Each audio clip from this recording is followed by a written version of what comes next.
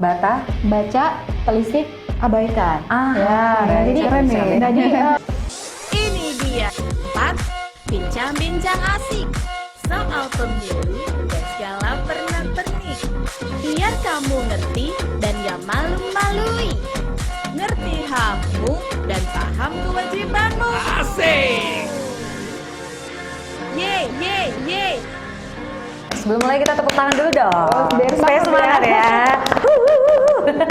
Sesuai dengan hari ini, biasanya gloomy, hari ini agak ceria gitu, Wah, agak cerah. harus. Jadi kita juga harus cerah. Harus semangat tentunya setiap hari ya. Dan tentunya selamat datang di podcast KPUM, podcast Komisi Pemilihan Umum Kota Medan. Jumpa lagi pada kita berdua, saya Gita Febriona. Saya Irana Wulan.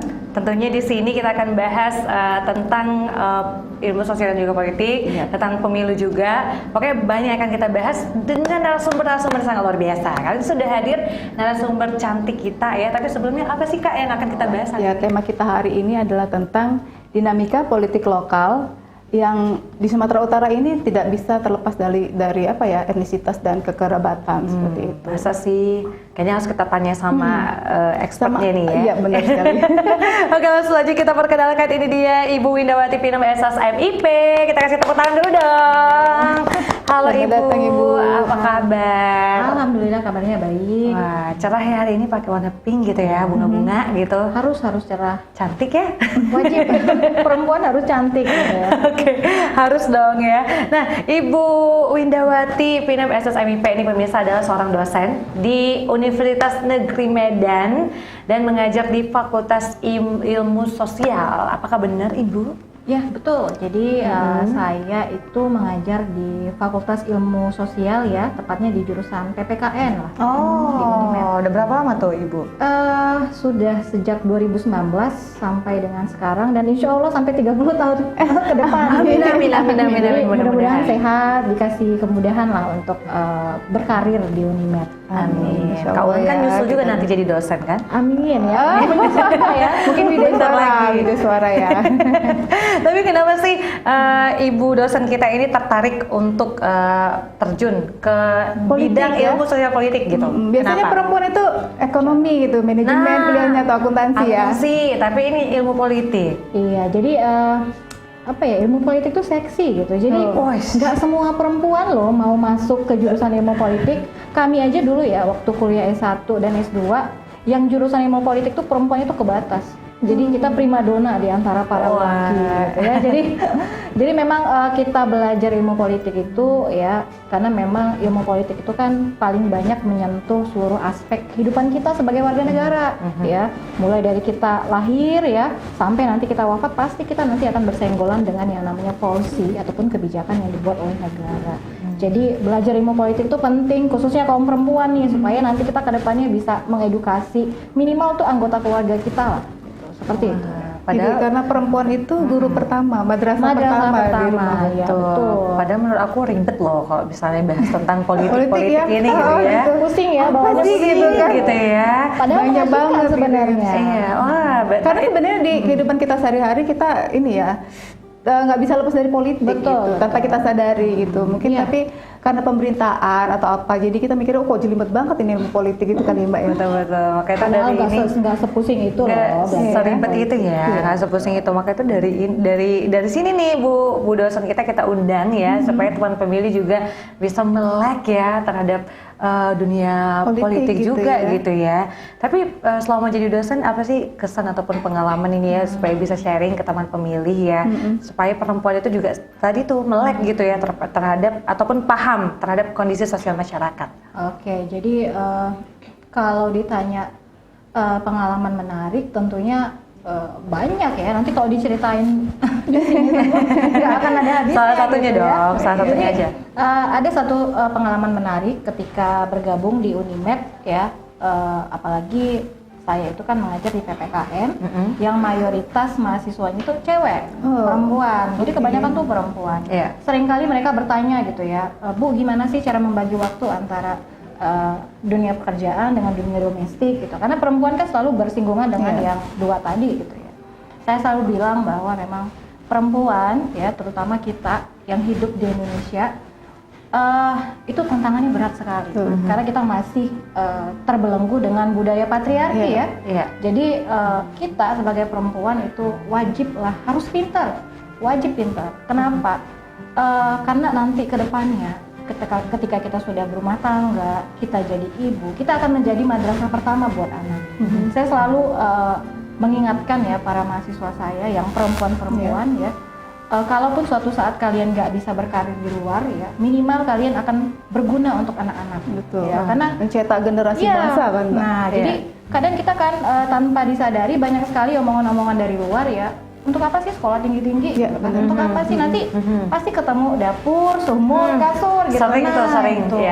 Gitu. Itu yang membuat kadang perempuan ini jadi patah semangatnya. Nah, itu jangan sampai patah lah semangat, jangan. Padahal sebenarnya apa ya? Mungkin yang kita dapat di bangku kuliah itu tidak bisa dipraktekkan langsung, tapi proses waktu kita kuliah itu kan apa ya, pendewasaan, pola pikir dan segala macam ya. Mau nggak mau memang sebenarnya yang diedukasi ibu-ibu yang dalam tanda petik ya punya kesempatan untuk punya pendidikan lebih tinggi itu insya Allah sih lebih ya dari teman-teman yang mungkin kurang punya kesempatan itu gitu. Betul. Luar biasa.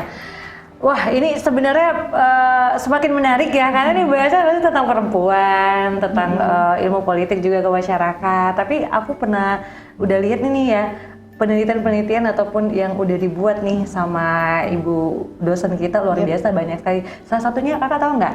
Tentang yang ini, ethnic crossing politics as a political strategy for the winning ya. Tapi penelitiannya tuh di Simalungun. Tahu ya kayak di Simalungun dari tahun 2020 ya. Tapi gimana nih? Apakah kondisi di tempat-tempat lain itu juga hampir mirip dengan yang di Simalungun atau bagaimana? Jadi kalau berbicara tentang politik identitas ini sebenarnya politik identitas loh. Karena kan politik identitas itu kan banyak turunannya. Ada yang namanya politik identitas berdasarkan agama, etnisitas, gender, perbedaan teritorial, lalu perbedaan marga, itu termasuk dalam politik identitas. Nah, tapi memang yang paling sering itu kan terkait dengan agama dan etnisitas. Itu yang paling sering kita hadapi khususnya di wilayah Sumatera Utara. Nah, di 2020 kemarin memang kebetulan ada artikel saya sekaligus hasil riset sebenarnya terkait dengan politik identitas yang ada di wilayah Simalungun pada saat pemilihan bupati ya.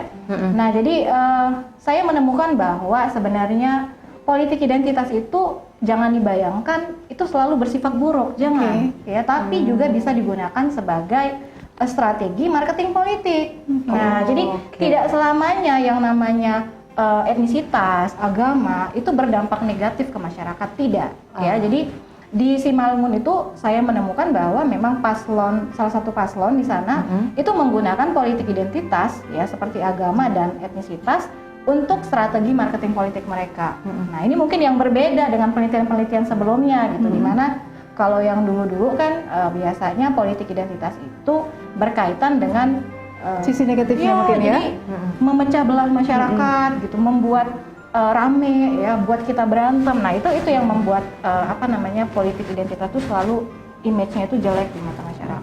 Tapi yang didapat waktu di sana tuh waktu pemilihan bupati ya di Simalungun sendiri, yang positifnya itu kira-kira yang bagaimana nih Bu Dos? Nah, jadi yang namanya politik identitas itu ya tidak selalu dijadikan bahan bakar untuk membuat masyarakat berantem gitu ya. Nah, pada saat itu paslon nomor 1 menggunakan strategi untuk menyilang.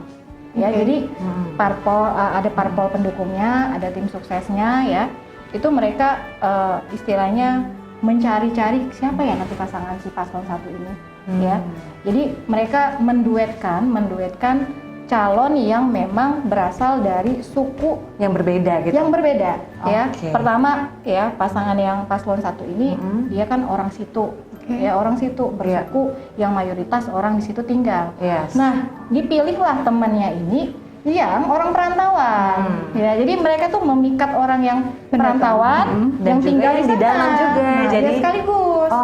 Itu strategi winningnya itu strateginya ya. Tapi kan bersifat positif, bukan bersifat negatif. Jadi mempersatukan masyarakat juga gitu ya. Betul. Apalagi mereka menggandeng paguyuban masyarakat Jawa misalnya di sana untuk menguatkan si paslon yang nomor 1 ini gitu. Tapi Mbak, bener nggak ya? Kalau saya sih menganggapnya ada memang satu tren gitu ya kalau calon-calon ini menggunakan politik silang etnis ya namanya ya.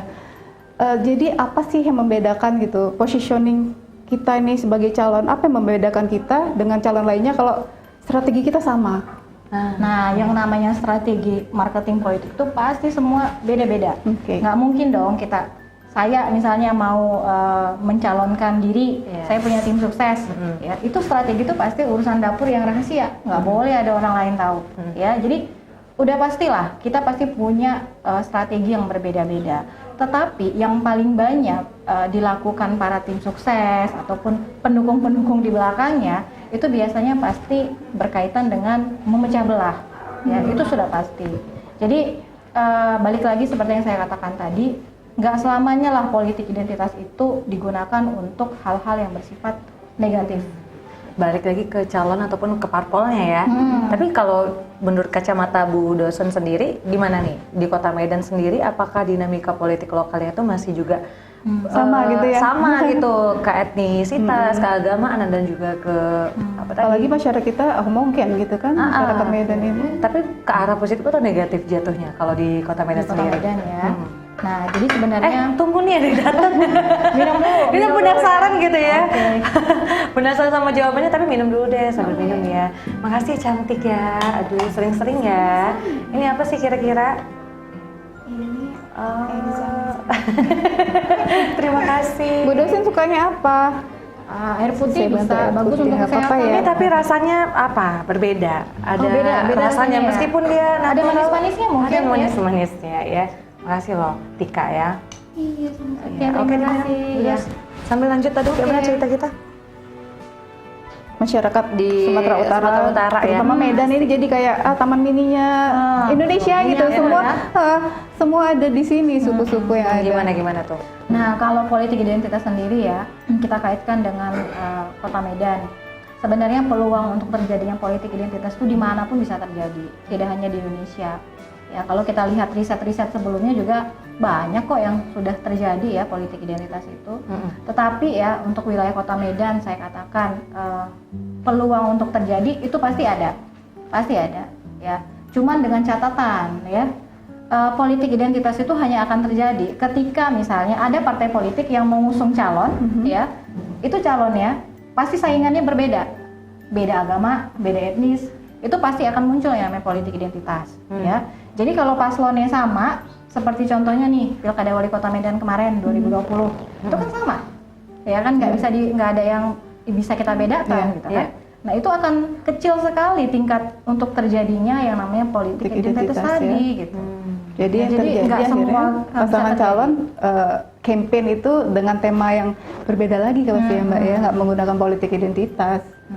Oke. Tapi apa ya, pemilih kita sekarang udah cerdas-cerdas sih sebenarnya ya. Yang kita lihat ini program kan sebenarnya visi misi pasangan calon gitu ya. Harus dong, harus cerdas kan. Tapi gimana nih menurut Ibu Winda sendiri ya, kalau strategi politik kita ataupun pola kampanye kita tadi yang seperti Kak Ulan bilang kan semakin cerdas, apakah memang ya seperti itu lebih baik ataupun bisa menyejukkan ataupun meningkatkan elektabilitas ya? Gimana? Oke, jadi kalau kita mau kampanye seharusnya memang ya jangan menggunakan hal-hal yang bersifat sensitif ya, karena memang masyarakat kita ini kan gampang sekali ya untuk terprovokasi gitu ya, dikit-dikit langsung ribut gitu ya. Apalagi kalau mengingat 2019 kemarin ya, bisa dibayangkan kan kita terpecah-pecah nih, ada yang kubu A, kubu B gitu. Jangan sampai seperti itulah. Jadi gunakanlah metode kampanye yang mungkin itu lebih ramah gitu ya, lebih ramah terhadap pemilih, ramah untuk demokrasi juga. Jadi kalau kita nanti kampanye gerasak gerusuk gitu ya, itu juga bisa berpengaruh terhadap kualitas demokrasi kita. Jadi kayak kalau teman-teman ya lihat kemarin episodenya Wak Kombur gitu kan, Wak Hendra Brutara itu bilangnya sampai 3 lebaran itu rekonsiliasinya baru bisa terjadi ya. 2019 itu panjang gitu, jangan sampai 2024 kejadian nih hal yang sama gitu kan. Ini mudah-mudahan juga itu tadi ya lebih tenang, lebih sejuk, nantinya pemilihan aman, damai, lancar gitu ya. Kenalilah calon masing-masing gitu. Betul, kan. Karena mereka juga melakukan campaign kan. Apalagi sekarang ini mungkin lebih fokus ke medsos juga ya Bu ya, selain media konvensional ya. Iya dong, harus ya, karena media sosial ini nggak terlepas dari ini. Anak-anak muda juga dari situ tuh semuanya taunya ya. Strategi politik komunikasinya untuk menjangkau lebih banyak pihak. Tapi aku mau minta saran sama Bu dosen sendiri ya, gimana sih penyelenggaraan pemilu di KPU dan juga Bawaslu ya, supaya mereka juga bisa menuntun jalan suksesnya pemilu di tahun 2024. Oke, jadi untuk KPU Kota Medan misalnya ya, khususnya untuk KPU Kota Medan, kita tahu sama-sama tahu lah ya bahwa memang KPU Kota Medan dan KPU yang lain di luar Medan pun pasti sudah bekerja semaksimal mungkin lah, apalagi menjelang pemilu ini pasti titik yang paling capek lah bahasanya ya. Jadi harapannya itu pasti ya KPU ini sebagai penyelenggara pemilu ya bisa menjadi lembaga yang netral lah ya. Jadi bisa memberikan edukasi yang positif ke masyarakat ya, lalu memberikan pengaruh yang baik lah ke masyarakat, sehingga nantinya pemilu dan demokrasi yang dihasilkan juga berkualitas. Itu yang paling penting. Itu dari sisi penyelenggara ya Mbak ya. Kalau dari segi kontestan pemilu gimana Mbak harapannya? Oke, jadi kalau menjelang pemilu 2024 ini ya kita nggak usah panik lah ya, nggak usah panik, tetap santai ya, tapi ya jangan terlalu santai gitu. Ya bolehlah kita lihat-lihat kira-kira mana ya calon yang bagus untuk jadi pemimpin, mana yang layak untuk kita pilih ya. Jadi harapannya itu para pemilih yang ada di Kota Medan ya, itu bisa menjadi pemilih yang cerdas ya, pemilih yang rasional ya. Jangan sampai memilih itu karena persoalan identitas, apalagi karena persoalan agama dan etnisitas ya, karena itu nanti akan berpengaruh terhadap kualitas pemilu yang dihasilkan juga. Seperti itu. Oke, tapi dengan sekarang ini di era digital kan banyak buzzer, banyak berita-berita hoax juga ya, yang bisa mempengaruhi kita gitu. Betul. Ya. Kita kadang-kadang ya sebagai calon pemilih itu nggak makan isu gitu ya, nggak mau check and recheck gitu, cari sumber berita yang lebih valid mungkin ya. Betul. Gimana tuh menurut Ibu Winda sendiri? Oke, saya punya trik. Biasa saya bilang ke mahasiswa juga, saya punya trik untuk menghadapi berita-berita hoax itu. Oke, gimana tuh? Ada namanya BATA. BATA? Baca, telisik, abaikan. Jadi keren nih. Jadi dibaca dulu. Jadi ketika kita menerima informasi, masuk nih ke media sosial ya, atau masuk ke salah satu portal berita yang ada di online ya, kita baca. Kira-kira kita nih mau memastikan nih bener nggak nih beritanya ya. Lalu kita telisik dulu, kita cari tahu. Jangan langsung kita nerima bulat-bulat, kita langsung bilang oh iya ini seperti ini beritanya. Tidak. Setelah kita baca, kita telisik, kita cari tahu ya. Kalau memang ternyata berita itu tidak benar ya, itu diabaikan ya, atau bisa kita laporkan kepada pihak yang sudah berwajib kan gitu. Nah, jangan sampai yang sering menjadi masalah adalah ketika kita sudah tahu itu hoax, justru kita menyambungnya lagi, kita share lagi di dalam WhatsApp group. Nah, itu kan wah, ini yang bikin makin parah gitu kan. Jangan sampai seperti itu. Jadi kalau sudah tahu itu hoax, sudah hentikan ya. Jangan diperpanjang kembali. Itu akan merusak pertemanan kita juga. Kadang kan di WhatsApp grup tuh sering juga kan ini beritanya hoax loh, kok disampein. Kadang ada yang tersinggung gitu, kadang kan live group tiba-tiba. Iya betul. Benar-benar jangan sampai kita ini terpecah belah gara-gara hoax itu, berita hoax itu tadi ya. Aduh, keren banget di pembahasan kita ya. Kira-kira Bu Winda mau ini nggak nyalon nggak kira-kira? Nggak bisa, belum bisa ya. Belum nanti ya. Nantinya kapan nantilah gitu. Oke. Ngomong-ngomong tentang pemilih, tadi kita bicara tentang pemilih Bu. Winda ini udah ngecek belum ya terdaftar sebagai pemilih atau enggak? Udah dong. Udah. Keren. Gimana? Sudah terdaftar, ada bersama inilah ya anggota keluarga yang memang terdaftar. Karena kebetulan yang di rumah yang bisa memilih itu cuma 2 orang ya, cuma 2 itu gitu kan. Sudah prepare juga untuk 2024. Kita kan mau pesta nih, mau pesta dong. Jadi harus semangat. Betul sekali. Waduh, terima kasih. Tapi sebelumnya ini kan udah di penghujung ya, nggak terasa. Kita maunya 2 jam gitu ya, tapi nggak bisa ya. Bentar banget ya. Boleh kasih pesan kepada masyarakat ataupun teman pemilih Kota Medan supaya nanti juga bisa memilih dan juga nggak golput gitu. Silakan. Oke, jadi pesannya itu ya, jangan sampai kita tidak menggunakan hak pilih. Sayang loh tidak menggunakan hak pilih itu. Jadi pemilu dan demokrasi yang berkualitas itu ada di tangan kita. Jadi kalau kita ingin pemimpin yang berkualitas, ya ayo datang ke TPS, gunakan hak pilih kita. Baik, tepuk tangan dong untuk Ibu Winda. Terima kasih banyak sudah hadir di studio ya. Wah, di Dan studio. mengakhiri ini mungkin kita ada game sedikit seperti boleh. biasa. Oh, Sambung Kak Ulen. kata ya, Mbak? Kak Ulen selalu ada games nih. Enggak juga sih. Iya, apa nih gamesnya, Kak? Sambung kata namanya Bu. Jadi kami sebutkan satu kata, Ibu nanti sebutkan juga kira-kira yang terlintas di benak Ibu pertama kali itu apa? Yang terkait kata-kata yang kami sebutkan ini. Siap. Oke, siap. Siap ya? Oke, siap. Kita mulai ya. 1. Politik identitas. Politik identitas, 2. Pemilu serentak tahun 2024. Pileg 2024, Oke, 3. Pemilih cerdas. perempuan cerdas. Cakep. Terima kasih Bu Winda sekali lagi. Sama-sama. Dan terima kasih teman pemilih yang sudah menyaksikan kita ya. Jangan lupa subscribe, like dan juga komen supaya nggak ketinggalan informasi dari KPU Kota Medan nih ya. Dan tentunya saya Gina dan Oke, teman Gina saya. Nawa. Kita pamit undur diri. Terima kasih. Sampai jumpa. Assalamualaikum warahmatullahi wabarakatuh. Bye-bye. Bye-bye.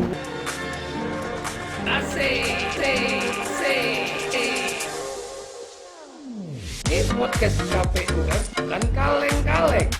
Mau tanya apa saja, boleh. Jangan lupa subscribe, nanti rugi sendiri. Klik loncengnya, dapat info terkini.